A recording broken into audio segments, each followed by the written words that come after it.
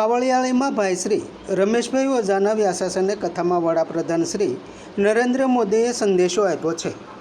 બાવળિયાળીમાં ભાઈ શ્રી રમેશભાઈ ઓઝાના વ્યાસાસને કથામાં વડાપ્રધાન શ્રી નરેન્દ્ર મોદીએ સંદેશો આપ્યો છે.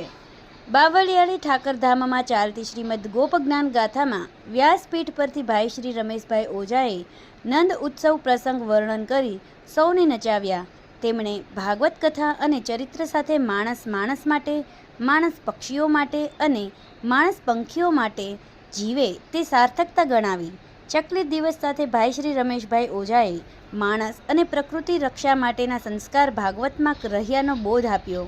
મહંત શ્રી રામબાપુના નેતૃત્વ સાથે સંત શ્રી નગાલખા ઠાકર મંદિર બાવળિયાળીમાં ભાગવત કથા પુનઃ પ્રાણ પ્રતિષ્ઠા અને હુડો રાસ પ્રસંગે વડાપ્રધાન શ્રી નરેન્દ્ર મોદીએ રાજીપો વ્યક્ત કરતો વિજાણો સંદેશો આપ્યો હતો. વડાપ્રધાન શ્રીએ ભરવાડ સમાજની વૃક્ષ ઉછેર અને પશુ સેવાને બિરદાવી. સંખ્યામાં આવેલા સૌ શ્રદ્ધાળુ ભાઈઓ અને બહેનો, નમસ્કાર. જય ઠાકર. સૌથી પહેલા તો હું ભરવાડ સમાજની પરંપરા અને સૌ પૂજ્ય સંતોને, મહંતોને, આ સમગ્ર પરંપરા માટે જીવન ખપાવી દેનાર સૌને શ્રદ્ધાપૂર્વક પ્રણામ કરું છું.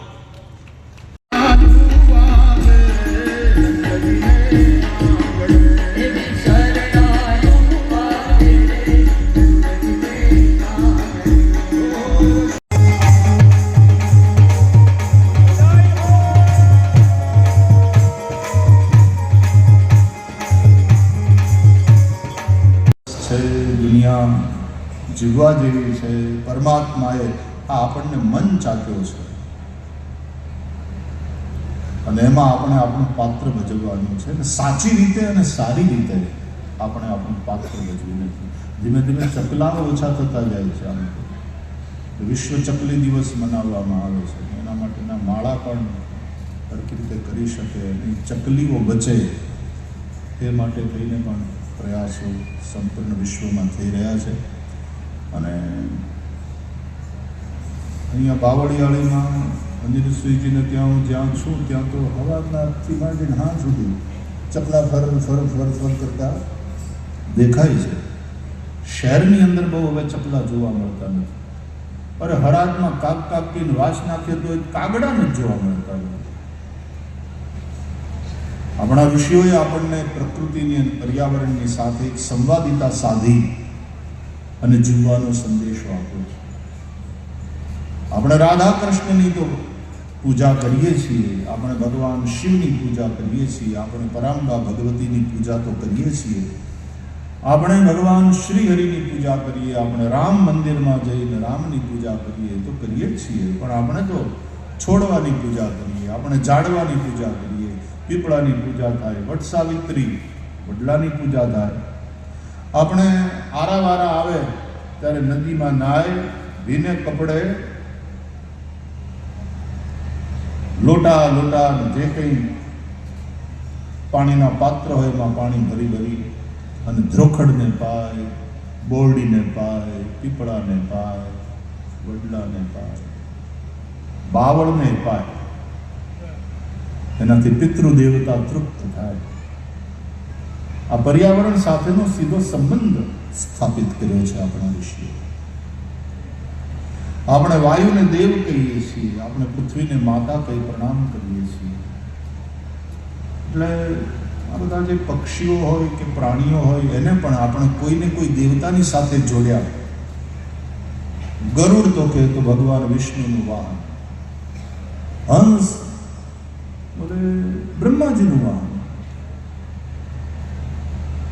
આપણે ત્યાં કુકડા ઉપર પણ પરાંબા ભગવતી બિરાજે છે, ઊંટ ઉપર પણ બિરાજે છે, સિંહ ઉપર પણ સવારી કરે છે, વાઘ ઉપર સવારી કરે છે,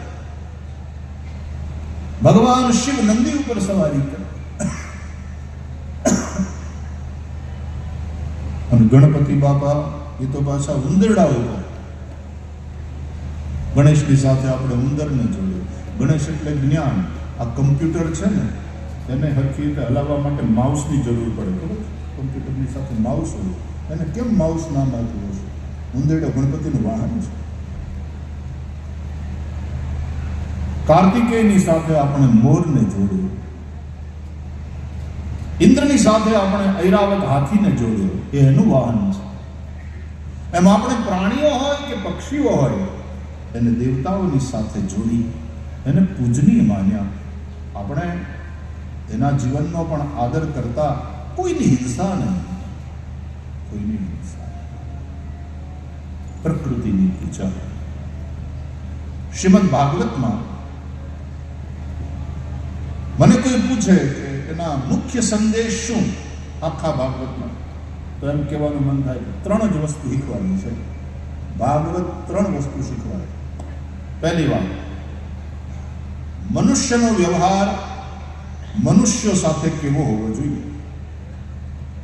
આ ધરતીના પટ ઉપર ભગવાને આપણને જીવન આપ્યું છે, તો વિશ્વના બધા માનવોએ એકબીજાની સાથે કેવી રીતનો વ્યવહાર કરવો જોઈએ.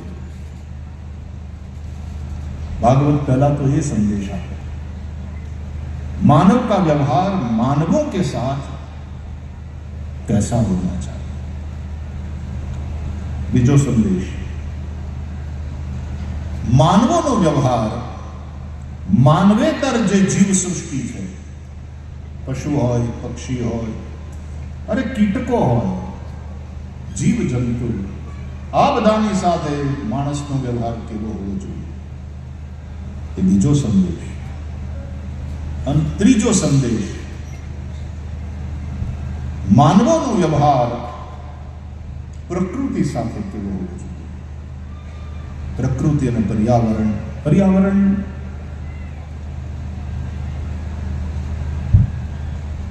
આજે જે રીતે એમાં પરિવર્તન થઈ રહ્યું છે, વિશ્વ આખાને માટે ચિંતાનો વિષય છે. ગ્લોબલ વોર્મિંગ વધી રહ્યું છે, ઋતુઓનું ચક્ર ડિસ્ટર્બ થઈ રહ્યું છે, વિશ્વ આખાને માટે આ ચિંતાનો વિષય. સમાજ માટે, સત્ય માટે, સત્યપૂર્ણ સમાચાર પ્રસારણ આપના મોબાઈલ પર તરત જ લાઈક કરો, શેર કરો અને સબસ્ક્રાઈબ પણ કરો. અને હા, ઘંટડી વગાડવાનું ન ભૂલશો. આભાર. સમાજ માટે સત્ય સાથે સત્યપુંજ. અહેવાલ, સમાચાર તથા જાહેરાત પ્રસારિત કરવા સંપર્ક સાધો. સત્યપુંજ સમાચાર પ્રસારણ, લબ્ધિ કોમ્પ્લેક્સ, તાલુકા પંચાયત સામે, સિહોર.